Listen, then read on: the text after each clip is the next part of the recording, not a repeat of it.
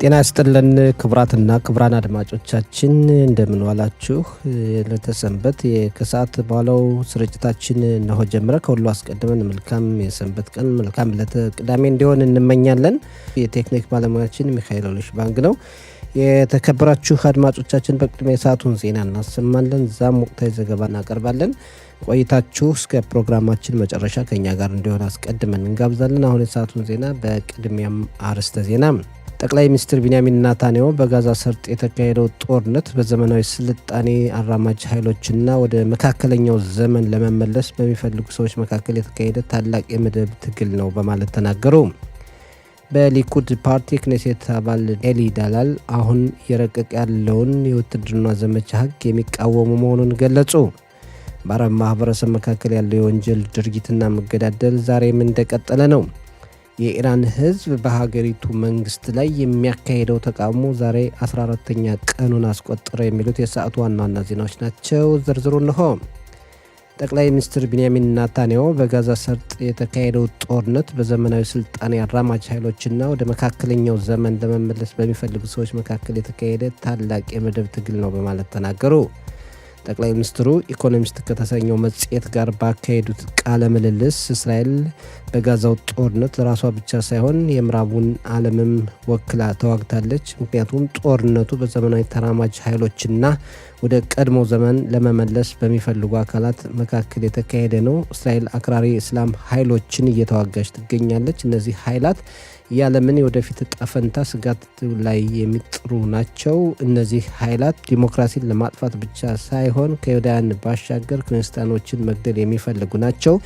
እነሱ ካሸነፉ ሁላችንም እንሸነፋለን ብለዋል ጠቅላይ ሚኒስትር ቢንያሚን ኔታንያሁ ከኢኮኖሚስት መጽሔት ጋር ባካሄዱት ቃለ ምልልስ።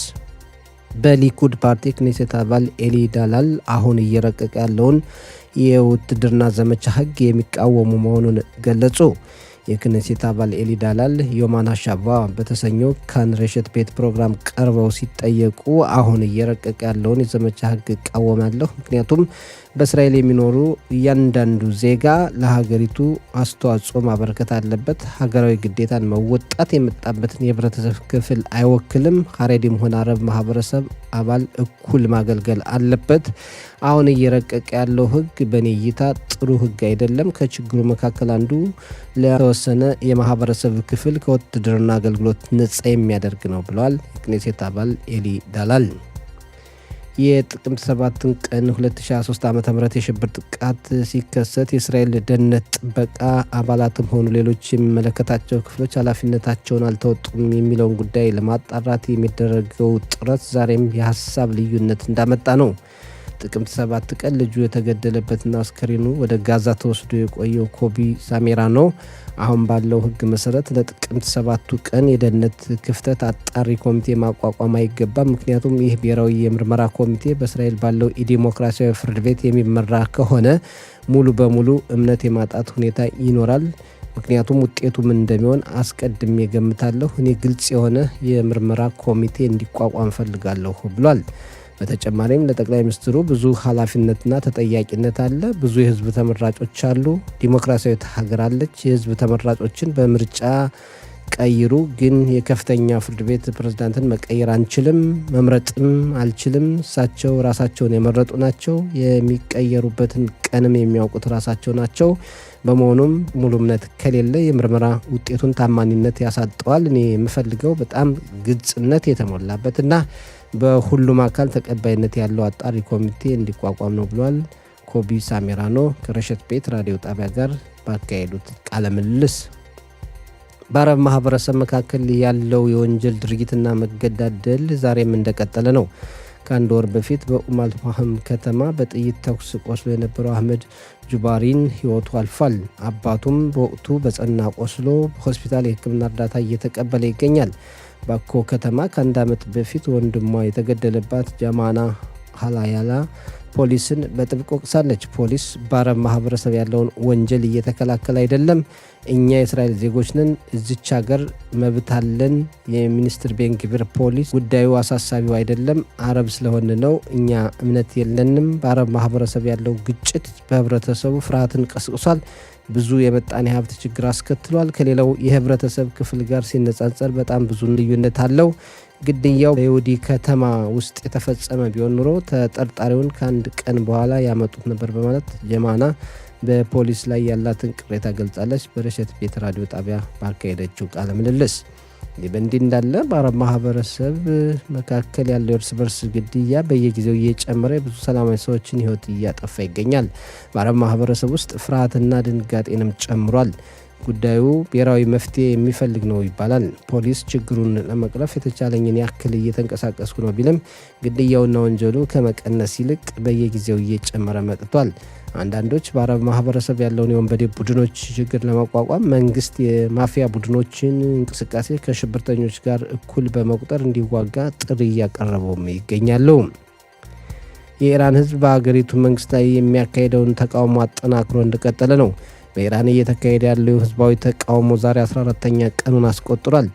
የአሜሪካው ታይምስ መጽሔት አንድ የኢራን ሐኪምን ዋቢ በማድረግ እንደዘገበው የሟቾች ቁጥር ከ200 በላይ ሳይበልጥ አይቀርም ብሏል። ብዙዎች በጸጥታ ጥበቃ አካላት ጥይት ተኩስ የተገደሉ ናቸው ብሏል።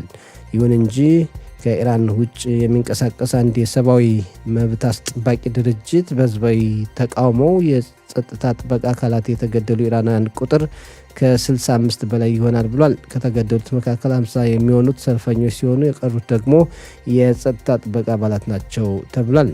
ይህ በእንዲህ እንዳለ የኢራን የቀድሞው ንጉሳዊ ቤተሰብ አባል ልዑል ሬዛ ፓህላዊ ሰልፈኞቹ የስራ ማቆም አድማ እንዲያደርጉ ጥሪ አቅርበዋል። ልዑል ሬዛ እንዳሉት የስራ ማቆም አድማ በማድረግ መንግስትን ማነቆ ውስጥ በማስገባት ጎን ለጎን ደግሞ የእስላማዊ ሪፐብሊኩን መንግስት እንገረስሰዋለን። ሀገራዊ የስራ ማቆም አድማ ማድረጉ ብዙ ውጤት ስለሚያመጣ ሁሉም ኢራናውያን ለዚህ ጥሪ ተባባሪ እንዲሆኑ ጠይቃለሁ ብለዋል። ይህ በእንዲህ እንዳለ እስራኤልና አሜሪካ በኢራን እየተካሄደ ያለውን ህዝባዊ ተቃውሞ ከቅርብ እየተከታተሉ እንደሆነ አስታውቀዋል። በሌላ በኩል የኢራን ውጭ ጉዳይ ሚኒስትር አርካቺ እስራኤል እንደ ባለፈው ጊዜ በኢራንና ሊባኖስ ላይ ጦርነት ትከፍታለች ብዬ አላስብም ብለዋል። በመጨረሻም የአየር ንብረት ትንበያ በዛሬው ዕለት አየሩ ቀዝቃዛማና ዝናባማ ነው። ዝናቡ ዛሬ ሌሊቱን የበለጠ ይጠናከራል፣ ነገ ሙቀቱ በመጠኑ ይጨምራል ብለዋል የአየር ንብረት ትንበያ ባለሙያዎች። ዛሬው የሙቀት መጠን በዲግሪ ሴንቲግሬድ በኢየሩሳሌምና አካባቢዋ 12፣ በቴልአቪቭና አካባቢዋ 18፣ በሃይፋና አካባቢዋ በተመሳሳይ ሁኔታ 18፣ በብኤርሸባና አካባቢዋ 17፣ በኤላትና አካባቢ 21 ዲግሪ ሴንቲግሬድ ነው ብለዋል የአየር ንብረት ትንበያ ባለሙያዎች። የተከበራችሁ አድማጮቻችን ለሰዓቱ ያለን ዜና እዚህ ላይ አበቃ።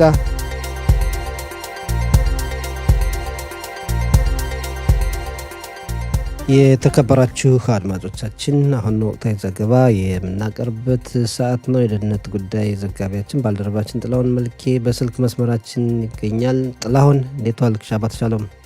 በጣም መልካም ሰንበት። ሰላም ላንተም ለአድማጮችን መልካም ሰንበት እንላለን። አየሩ እንዴት ነው? እኛ አካባቢ ቀዝቀዝ ያለ ነው፣ ዝናባማ ነው። በእናንተ አካባቢስ? አሁን በአሁኑ ሰዓት ከጠየቀኝ እኛ ጋር ፀሐይ ትናንት ተነፍጋ የነበረውንን ብርሃኗን ቦታውን ለዝናብ ሰጣ ማለት ነው። አሁን ደግሞ ፀሐይ ቦታዬን ተረክቤያለሁ በሚል በጣም የሚመች ነው። ወጣ ካልክ ሙቀት እንጂ ብርድ ስሜት የሌለበት ሁኔታ ነው እኔ ካለሁበት አካባቢ። የሚገርም ነው። ግን እንግዲህ አንድ አካባቢ ኢየሩሳሌም ሆነን እኛ አካባቢ ደግሞ ዝናባማ ነበረ። ወደ ስራም ስመጣ በጣም ዝናባማ ነበረ። ቀዝቃዛ ነው ደግሞ በጣም እንግዲህ የተፈጥሮ ሁኔታ ሆነና እንግዲህ ላለፉት 2-3 ሰዓታት አልወጣሁም። ምናልባት ያንን አላየሁት ይሆናል። ለማንኛውም ጥሩ ነው። እንግዲህ ወቅቱ ነው፣ ክረምት ስለሆነ የሚጠበቅ ነው። እውነት ነው። ያ ነው ወቅቱን ተቀብሎ እግዚአብሔርን ጸጋ መቀበል ነው። እኔ አሁን የሚገርምህ ልክ መስኮት ወጥቼ ብራሱ ውጭ አይጠገብም። ንጹህ አየር አለ። ፀሐይ ብርሃኗን እንደ ጉድ ትናንት የነፈገችን ዛሬ ሰተን ማለት ነው። በጣም የሚመች እንዴት ነው። እንዲያውም ዝናቡ ነገሩ ጠዋት አካባቢ ትንሽ በረድ ይል ነበር፣ አልፎ ዝናቡ ግን አሁን ያለበት ሁኔታ ፀሐይ ብርሃኗን ሙሉ በሙሉ ለቃ የሚመችና ቤት ያለው ወጣ ቢል ባለውበት አካባቢ ማለት ነው እንግዲህ ኢየሩሳሌም ወደ ምስራቁ አካባቢ አኔዞ እንዴት ነው ይሄን የተፈጥሮውን ጸጋ መቀበል ጥሩ ንጹህ አየር መቀበል ይችላል። አባቶቻችን አንዳንዴ ምን ይላሉ? ዝናብ ላም ቀንድ ይለያል ይባላል። እንኳን አንዳንዱ አካባቢውን እየዘነበ አባቶቻችን በላይ ምሁር የለም። ምሁር በጣም አዋቂዎች ናቸው። እውነት ነው። ደግሞ በነገራችን ላይ እንደው አሁን እኛ ሌላ ርዕሰ ጉዳይ እንዳንገባ እንጂ አባቶቻችን እናቶቻችን የሚሰሯቸው ነገሮች የሚያደርጓቸው አሁን በዛ ወቅት እንጀራ እንዴት እንዳመጡት፣ ጠላ እንዴት እንዳመጡት፣ ሌላውን አረቂ እንዴት ዛሬ እኮ ዘመናዊ ቴክኖሎጂ ውስጥ የተፈራረኩት ፋብሪካዎች የሚሰሩትን የሚያስንቅ ነው የነበረና በጣም ንግግራቸው፣ ምሳሌያቸው፣ ቅኔያቸው በጣም የሚደነቅ ነው። ምን ይባላል መሰለህ? እኔ ራሴ ከቤተሰብ ከወላጆች የምረዳው ማለት እኛ ትንሽ ፊደል ወደ ትምህርት ቤት ሄደን በልጅ እድሜ ይህንን አስኳላ ትምህርትን በለው ይሄን አካዳሚ ትምህርት የመማር ሁኔታ ኖሮን ትንሽ እንዴት ነው አወቅን ተማር ከወቅቱ ጋር ከጊዜው ጋር የመደ ሁኔታ እናይና የእነሱን ጭንቅላት ከዛ ዓለም ሳይኖሩ ማለት ነው ያላቸውን የተፈጥሮ ብስለት ስታይ እንዴ ከኛ የበለጠ እኮ እነሱ አቂ ናቸው ትላለህ። አሁን እንዴት ነው በአብዛኛው የእኛን ምክር ስሙ ሲሉ ወላጆቻችን ማናዳምጥበት ሁኔታ አለ። ልክ ትንሽ እነሱ ምን ያውቃሉ ከሚል ከመናቅ የተነሳ ማለት ነው። ግን ቆይተህ ያንን አባባል ሳተቀበለው ቀልተ ካለፈ በኋላ ዞር ብለህ ስታስብ እንዴ ያኔ እኮ የወላጆችን ምክር ብሰማ ኑሮ ያሉት ነገር እውነት ነው ብለህ የምታረጋግጥበት ምን ማለት ፈልጌ ነው? ከኛ የበለጠ ከልጆች አዋቂዎች ናቸው። በጣም ከሚገባው በላይ አዋቂዎች ናቸው። የወላጆቻችን ምክር መስማቱና ወላጆች ማክበሩ ይሄ እንዴት ነው ካለ እኔ ብቻ አይደለም በየሁሉም ዘንድ የሚነገረው ለሁላችን ሳይማሩ የተማሩ ናቸው። በጣም እንደው አንዳንዴ እንደው ሌላ ቀን በደንብ እንነጋገርበታለን እንጂ አንዳንዴ አሁን የኢትዮጵያውያን እድገት አንዳንዴ ባህላችን ትው እናደርግና ወደ ምዕራቡ አንዴ እንጠጋለን። እንደው እንደ ህንድ እንደ ቻይና እና አንዳንድ ሀገራት እንደ ጃፓን ያሉ ባህላቸውን እምነታቸውን እንደያዙ ነው ስልጣኔን የተዋረሱና የዛ አይነት አካሄድ ቢኖር ኖሮ እኛ ጋም ችግር አይመጣም ብዬ አስብ ነበር። ግን አሁን ደግሞ ሰው ይሄን ካልክ ሰጠኝ እውነትም ነው። ትልቁ የኛ ድክመት እኛ እንደ ኢትዮጵያውያን ማለት ኢትዮጵያ እዚህ ያለውን ይሁዳውያን ማህበረሰብ ብቻ ሳይሆን እንደ ኢትዮጵያውያን የኛው ትልቁ ችግርም ይሄን የምዕራቡን ዓለም ዕውቀት የመቅሰም ልክ ቴክኖሎጂን አብሮ ያን ስንሄድ ያን ለማስተሮጥ ያስከው ዋናው ብብት ውስጥ ያለውን ትልቁን የሀገርህን ባህልና ያን የመርሳት ሁኔታ ይመጣል። ከዛ ስትገነጠልና ያኛውን ትተህ ሌላውን ባህልና ሌላውን መቅረፍ ስትፈልግ ያው መንገድ መሀል ላይ ትቀርና ከዛም ሳትሆን ትቀራለህ። ምን ማለት ፈልጌ ነው?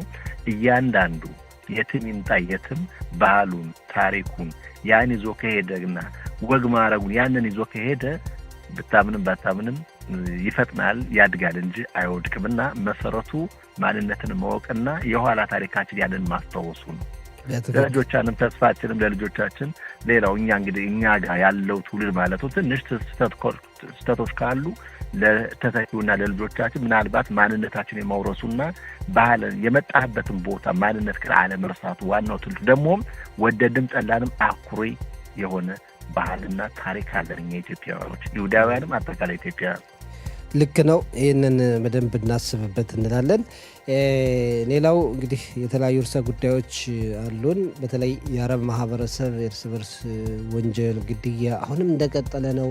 በጣም በሚያሳዝን ሁኔታ በየጊዜው የሆነ ግጭት የሆነ ግድያ እንሰማለንና እዚህ ላይ ችግሩ ራሱ የማህበረሰቡ ክፍል ነው ወይስ የጸጥታ ጥበቃ አካላት በአስፈላጊ ሁኔታ ለመንቀሳቀሳቸው ነው?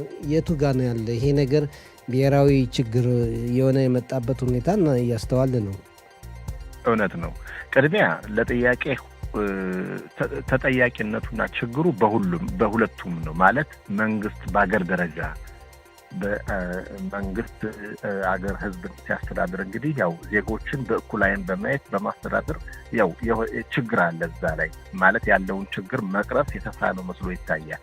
ሌላው ራሳቸው ማህበረሰቡም እንደዚህ ተቀላቅለው የሚኖሩትና ዜጎች አረብ እስራኤላውያን እነሱ ጋርም የራሳቸውን ችግር አለ። አሁን ተንተን አድርገን ነገሩ ሰፋ አድርገን ስናየው ሰጠኝ ያለበት ተጨባጭ ሁኔታ ጥሩ አይደለም ማለት እዚህ አብረውን የሚኖሩትኝ አንድ አገር እንደ አገር ዲሞክራሲ ነኝ ብላም ደግሞ የምጠራ ራሷን መንግስት ኖሮ ህግና ደንቡ ኖሮ ግን ከፊሉ ማለት ነው የተወሰኑ ማህበረሰብ ግዴታ ይሁዲ ስለሆነና ስላልሆነ አይደለም ያን መጥፎ ነገር የሚታይና በአገሪቱ ህግና ደንብ ቅራል ማለት ተቃራኒ የሆነ ነገሮች ሲታዩ መንግስት እጁን ማስገባት አለበት ማለት የደህንነት ክፍሉ ማለት ነው። አሁን ምናየው ምንድነው የባለፈውን አመት እንተወውና ባሳለፍነው 2025 እንግዲህ ከ200 በላይ የሚሆኑ አረብ እስራኤላውያን ከ250 በላይ የሚሆኑ የሞቱበት ሁኔታ አለ። አሁን አመቱ 2026 ከጀመረ እንኳን ዛሬ 10ኛ ቀን አስቆጥረናል። የሟቾቹ ቁጥር እርስ በርስ በመገደል ከ12 በላይ እኔና አንተ በመናወራበት ሰዓት የቆሰለና የሞተም ሊኖር ይችላል። አያስገርመንም። ዜናዎችም ይወጣሉ ሞተ ቆሰለ የሚባል ሁኔታ። ይህን ስታይ መንግስት የታለ ወታደሩ የፖሊስ ሰራዊት ምን እየሰራ ነው የሚል ጥያቄ ጠይቃለ። ምክንያቱም ይህ ነገር በእንደዚህ ዛሬ እነሱ ጋር የሆነው ነገ ወደኛም እኮ የመቅረብ ሁኔታ ደግሞም እየተነገረ ነው። አሁን ወደ ደቡብ ሰሜንም በለው ሌሎች ገጠራማ ከተሞች አካባቢዎች የሚፈጠረው ሁኔታ ወደ ማዕከላዊ ሀገሪቱ ክፍል በመግባት እንደፈለጉ ምክንያቱም ምንም ቁጥጥር ከሌለ እኛ ጋር ሊደርስ ይችላል። ስለዚህ መንግስት የታለ ጥያቄ ምልክት አለ። ወደ እነሱ ስትመልሰው ደግሞ እነሱም ራሳቸው ከባህልም በለው ይደም መጋባት እኛ ኢትዮጵያ ያለን በገጠሪቱ ኢትዮጵያ ነው። አንዱ ከሌላው ጋር ደም ሲጋባ መገዳደልና ምንም ማለት መፍትሄ የሌለው መተላለቅ የሚታይበት ያለ ደግሞ በሶስተኛው ዓለም ያለ ሁኔታ በሚገርም ሁኔታ አሁን እዚህ በምዕራቡ ዓለም ተቀምጠን ይህን ካለ እርስ በርሳቸው ሲገዳደሉ እርስ በርሳት ማለት አንዳንድ በመንግስትም ሆነ በተለያዩ እንዴት ነው ውክልና ዋቸው የመንግስት ባለስልጣናት ሆነውም ነገሩን መቆጣጠር ሲችሉ አቅማቸው ሳይፈቅድ ቀርቶ ከዛም አልፎ እነዚህ መቆጣጠር የሚገባቸው በማክርት ሸንጎን በለው መዘጋጃ ቤቶች እነዚህ ሰዎች እንዲያውም ከወንበዴዎች ጋር እጅና ጓንት ሆነው ከጥቅም ጋር በተያያዘ ነገሩ አሁን ካለበት ሲደርስ ስታይ የራሳቸው ድክመትም አለ። እንደገና ከባህል አንጻርም ቀደም የጠቀስኩት ማለት ነው ግን በመገዳደል ይህንን ስታይ በጣም መጥፎ ግን ዞሮ ለዚህ ያለውን ችግር ይሄ ቆይቶ እኛ ጋር ለሀገሪቱ ዜጎችና አጠቃላይ ለሀገሪቱ መንግስትም ጥሩ ነገር ካለመሆኑ የተነሳ መንግስት እልባት መስጠት መፍትሄ ማፈላለግ ሲችል በይበልጥ የሚተቸው ደግሞ ያለው የሀገሮች ደህንነት ሚኒስትር በይበልጥ በእንግሊዝ ሆም ብለው እንዲሁም የአረቦችንን የእርስ በርስ መገዳደል እንዲሁም ይወዳሉ የሚባል ትችት የሚደርስባቸዋል።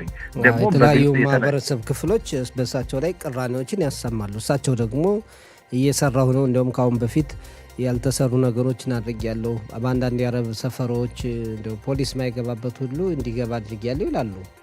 ያው ሰጠኝ አባባሉ ጥሩ ነው ግን መጨረሻ ላይ ውጤቱን ስታይ ከእሳቸው በፊት የነበሩት የሀገር ውስጥ ደህንነት ሚኒስትር በእሳቸው የሞቱትን ቁጥርና አሁን እኒህ በእንግሊዝ ስልጣን ላይ ያሉትን ስታይ ሰማይና ምድር ነው፣ ርቀት አለው።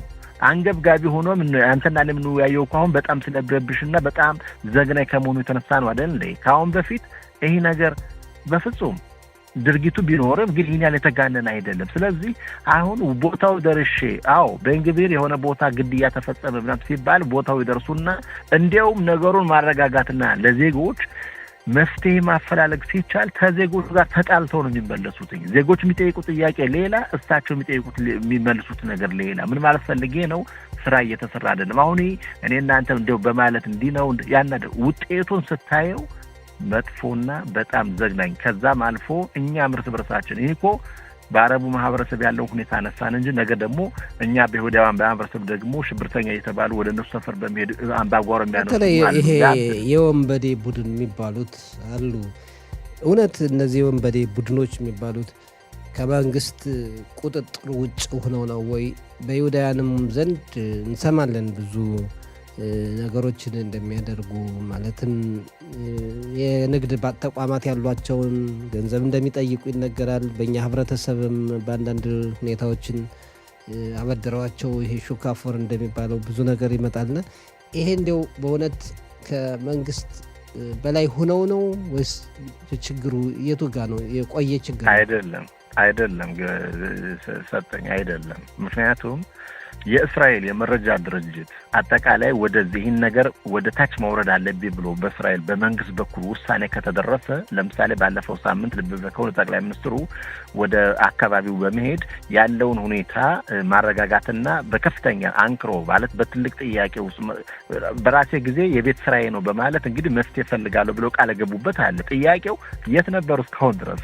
ከ200 በላይ ሰዎች ከሞቱ በኋላ አሁንም እየተገዳደሉ የፈለኩት የእስራኤል መረጃ ድርጅት ኢራን ውስጥ ገብቶ የኢራንን ኃይል የሚያዳክም ከሆነ የህዝቡላን ድርጅት መሪዎችን ውስጥ ገብቶ የሐማስ ድርጅት ጠላቶቹን ማለት ነው ከሩቅ እኮ ነው ሰጠኝ ከሩቅ ጠላቶችንን በመረጃ ድርጅት መረጃ በመሰብሰብ የሚጎዳው አገራችን ውስጥ ተቀምጦ ስታስቡ አሁን እዚህ የአንድ ሰዓትና የግማሽ ሰዓት መኪና አሽከርክረህ የምትሄድበት ቦታ መረጃ መሰብሰብ አቅቶት ነው አይደለም። ቢፈልግ ኑሮ ይቻላል። ትልቁ ትችትም እኮ እዚህ ነው ሰጠኝ። ለምን እስራኤል ማለት ሀያለች መረጃ በመሰብሰብ የቴክኖሎጂ በጣም የፈጠነችና እነዚህ ሽብር ፈጠራ ድርጊት አይደለም ለራሷ ለሌሎችም ታስተምራለች። ግን ውስጣችን ያለውን ሁኔታ ሆን ብሎ መንግስት እርስ በርሳችን እንድንገዳደል የሚያደርገው እንጂ ቴክኖሎጂውና አቅሙ ሳይኖራቸው ቀርቷል የሚሉት ምናልባት ሆን ብሎ መገዳደል የሚለውን ምናልባት በቸልታ ነገሮች ተደረታ ቸልታ ግልጹ እንደምናገር ሰጠኝ። ይሄ እኮ ምንም ምነሱ እኔ የምልህ አሁን በአረቡ ማህበረሰብ የሚነገረውን ነው። በእንግዲህ ደግሞ አንድ ወቅት ላይ የተናገሩትን ሌላ አንድ ከፍተኛ ባለስልጣን ከወቅቱ ከንግግሩን የሰሙትን ይፋ የሚያደርጉበት ሁኔታ አለ። አረቦች እርስ በርሳቸው ቢገዳደሉ ምን አገባኝ እንዲያውም ደስ ይለኛል የሚል ንግግር እኮ በእንግዲህ ተናግረዋል እኮ በግልጽ። ምን ማለት ነው? እርስ በርሳቸው ተላለቁ ማለት እነሱ የሚሉትን ነው ለአንተ አሁን የምነግርህ እንጂ እኔ ይመስለኛል ወይም ደግሞ አስባለሁ የሚባለውን ነው። ምን ማለት ነው? እያቀረቡ ያሉትን በትክክል የሚሰነዘረውን ትችት ያን ነው የሚሰነዘረውን ትችትና ቅራኔ ነው የምነግርህ። እና የሚባለው ደግሞ ስታስበው እውነት ነው። ምክንያቱም ብትፈልግ የእስራኤል መንግስት ወይም ደግሞ ከታች ያለው እንግዲህ በፖሊስ ሰራዊትን በለው ደህንነት ጥበቃ የሚያደርጉ በይበልጥ ጉዳይ የሚመለከተው ክፍል ይህን ነገር ማውረድ እፈልጋለሁ ቢል ኖሮ ብታምንም ባታምንም ወደ ውስጥ ገብተው የት ማን መሳሪያ እንዳለው ማን እስራኤል ውስጥ እኮ ዜጋ ሆነ ምን እንደምትበላ ምን እንደምትተነፍስ ምን እንደምታደርግ እኮ በትክክል ታወቃል እኮ ይሄ አይደለም እዚህ ወጥ። ስለዚህ ቢፈልግ ኖሮ የሀገሪቱ መንግስት እነዚህ ነገሮች መቆጣጠርና መፍትሄ ማፈላለግ ይቻል ነበር። ግን እንዲያውም ማበረታታት አይደለም ማውረድ ማበረታታት ይታይበታል የሚባለው ስታየው ልታምነው ትችላለህ፣ ትገደዳለህ። የሚያሳዝን ነው።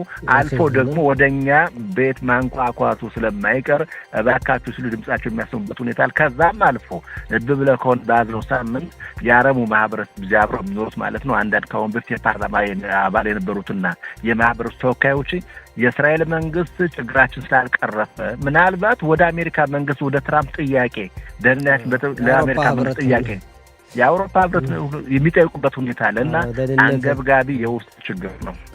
በጣም እንግዲህ ለወደፊት እንደው መፍትሄ ይገኝለታል ብለን ተስፋ እናደርግ። ተስፋ ጥሩ ነው። ወደ ሌላው ርዕሰ ጉዳያችን እንለፍ ካለን ጊዜ አንጻር የሂዝቦላና የሐማስ ጉዳይ አሁንም ለእስራኤል ተግዳሮት እንደሆነ ነው። እነዚህ ድርጅቶች ነው በፈቃዳቸው የጦር መሳሪያ ትጥቃቸውን ካልፈቱ በእስራኤል በኩል ምን አይነት ምላሽ ሊኖር ይችላል? እስራኤል አማራጭ አይኖራትም ሰጠኝ። ምክንያቱም ያው ስምምነት አለ፣ የተኩስ አቁም ስምምነት በደቡብ የሀገራችን ክፍል ከሐማስ ጋር፣ በሰሜን ከሄድን ደግሞ ከሂዝቡላ ድርጅት ጋር በሊባኖስ መንግስት አማካኝነት። ግን ሁኔታውን ስናየው ወደዛ እየተካሄደ አይደለም። እንግዲህ እስራኤል የምትለው በተደጋጋሚ ምንድነው የዜጎችን እና የሀገሬን ደህንነት ራሴውን የማስጠብቀው ማንም መጥቶ ደህንነትን ሊያስጠብቅ አይችልም የተለመደ አባባል ነው። ከዛ አንጻርም እውነት ነው ማለት ትችላለህ። ያው ሂዝቡላ ባሳለፍነው 2025 መጨረሻ ላይ እንግዲህ ትጥቁን መፍታት ነበረበት። የሊባኖስ መንግስት አቅም ስለሌለው አላደረገም። ስለዚህ እስራኤል ምንድነው የምትለው በተደጋጋሚ ለኛ ስጡን፣ እኛ መፍትሄ የምናፈላልገው እኛው ነን። ያው የአሜሪካ መንግስት ነው በበልጥ ጥያቄ የሚጠየቀው። ስጡን አረንጓዴ መብራት።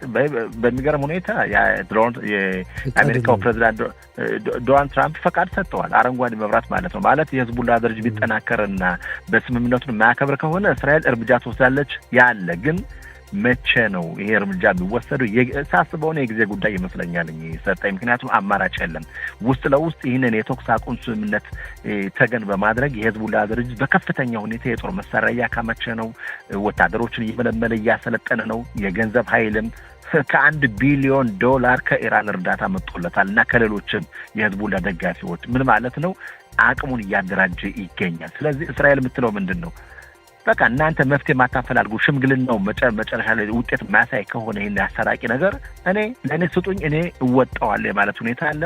እንደምንነገረው ከሆነ እንግዲህ ምናልባት እስራኤል ያው በራሷ ጊዜ ትግስት ያለቀ በሚል ወደ ወታደራዊ እርምጃ የመግባቱ ሁኔታ ያን ነው። ወደ ሐማስ ከሄድን ደግሞ ተመሳሳይ ሁኔታ ነው። ወደ ሁለተኛው ዙር የማለፍ ሁኔታ ምንም እንኳን እስራኤል እንደፈለገች በሰሜኑ በአገራችን ሄደው አጠቃላይ ከጥራቶቹ ሀገር የምታደርገው ሁኔታ የአሜሪካን ፈቃድ ብትጠይቅም ግን ባንክሮ የምትጠይቀው እስራኤል መፍትሄው ነው የምትለው። ሌላው ከውጭ ዓለም መጥቶ እንደው የሰላም አሸማጋይ ወይም የሰላም ጸጥታ አስከባሪ የሚባለውን ነገር ተውት፣ መፍትሄው እኔ ጋር ነው ያለው ለእኔ ስጡ ይፈቃድ ማለት ነው። መማክርት ቤት የዚህ የሰላም ሸንጎ መማክርት ቤት ትራምፕ ለማቋቋም እንዳሰቡ ይነገራል። ይስ እንዴት ነው?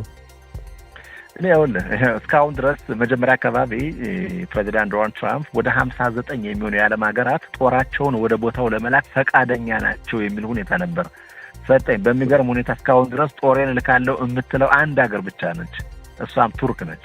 ቱርክ ወደ 2000 የሚሆኑ ወታደሮች ወደ ቦታው በመላክ ቦታውን ያው የዶናልድ ትራምፕን እቅድ ተግባር ላይ ለማዋል ቱርክ ደግሞ የራሷ ጥቅም አላት። ለእስራኤል አስባ ሳይሆን ቦታውን የመቆጣጠርና በእስራኤል ነገር ራስ ምታት ለመሆን የምታስበው ሁኔታ ነው። ይህ ሁኔታ ሳስበው ዶናልድ ትራምፕ ተናገሩ። እስካሁን ምን ነው ግን ምንም አይነት ማንም ካሁን በፊት ቃል ገብተው የነበሩ ሀገራት ጦራቸውን ወደዚህ የመላክ ሁኔታ የማይታይበት ሁኔታ ለምክንያቱም ከሐማስ ጋር እንደገና እርስ በርስ የመገዳደል ሁኔታ ያንን አስበውበት እንደገና ወደ ኋላ ያፈገፈጉበት ሁኔታ አለ። ለማንኛውም ይህን በተመለከተም ከሊባኖስ ጋር በተያያዘ ከሂዝቡላህ ድርጅት ጋር በእስራኤል በኩል ያለው አቋም አሜሪካ ፈቃድ ስጡን፣ እኛ የሐማስን ድርጅት ከመጨረሻው ከጥቅም ውጭ የምናደርገው እኛው እንጂ ሌላ የውጭ ጸጥታ አስከባሪ ወይም ደግሞ የውጭ ደህንነት ያን አይደለም የማለት ሁኔታ ይጠይቃል። ይህን ጥያቄ ምልክት ነው። ጎን ለጎን ግን የሐማስ ድርጅትን በከፍተኛ ሁኔታ እየተደራጀ ነው፣ ኃይሉን እያጠናከረ ነው። የመጠናከሩ ሁኔታን በእስራኤል በኩል በጥሩ አይን አይታይም። እንዴት ነው እንደማነቆ ነው ያለው። አሁን አሜሪካ ማለት ያለሷ መመሪያ ያለሷ ትዕዛዝ ምንም ማድረግ ስለማንችል ከሩቅ ሆኖ ካሁን በፊት ያደርጉት የነበረው ሰጠኝ አሁን ካጠገባችን እዚሁ ሀገራችን እዚህ ውስጥ መጥተው ክሪያት ጋር የአሜሪካ የጦር ካምፕ የአሜሪካ ወታደሮች አሉ ሁኔታውን የሚቆጣጠሩት አራጊ ፈጣሪዎቹ እነሱ ሆኑና እጃችን የታሰረ መስሎ ይታያል። ለማንኛውም የተረጋጋ መስሎ ቢታይም ለዘላቂ ሰላም ግን የአሜሪካ መልስ ነው የሚጠበቀው። ጥሩ። ሌላው የኢራን ጉዳይ አለ። ሰላማዊ ሰልፍ እየተካሄደ ነው። በሀገሪቱ ብዙ ዜጎችም እየተገደሉ እንደሆነ ይነገራል። በመካከለኛው ምስራቅም የራሱ የሆነ ተጽዕኖ ሊኖረው ይችላል እና እስራኤል ስለዚህ ምናልባት እንግዲህ የአያቶላዎች አስተዳደር አጋጣሚ ቢወድቅ እንደው አበደ እርምጃም ሊወስድ ይችላል እና ለዚህ ምን ያክል ዝግጁ ናት? ይህ ነው አሁን ትልቁ ጥያቄ። ቅድሚያ ሲጀምር የመካከለኛው ምስራቅ ብቻ ሳይሆን አጠቃላይ በዓለማችን የሽብር ፈጠራ ድርጊትን ከሚያሳፉትና ከሚያበረታቱት ሌት ተቀን መዋለ ንዋያቸው ከሚያፈሱት ሀገሮች አንዷ ኢራን ነች። የኢራን መዳከምና ያለው ስርዓት መገርሰስ ለእስራኤልና አካባቢው ብቻ አይደለም ለሌላው ዓለምም እንዴት ነው ሰላም መንፈስ ወይም የሰላም አየር መተንፈስ ማለት ነው። ይህን ደግሞ እያንዳንዱ አጠገብ ያሉት ጎረቤት ሀገሮችም ሆነ እንደ ወዳጆችም እንኳን ራሱ ግጥም አድርገው አይደለም ጠላት ወዳጆችም አሁን ይህን በተመለከተ ያሉ አጋጣሚ ዜጋዎች ከኑሮ ውድነትና ህይወታቸው ከመጎሳቆል የተነሳ በሚገርም ሁኔታ ሰጠኝ ኢራን ያላትን መዋለ ንዋይ ያላትን ሀብቷን ንብረቷን ለዜጎቿ ብታደርግ ኑሮ እንደ ኢራን ሀብታም ሀገር የለም።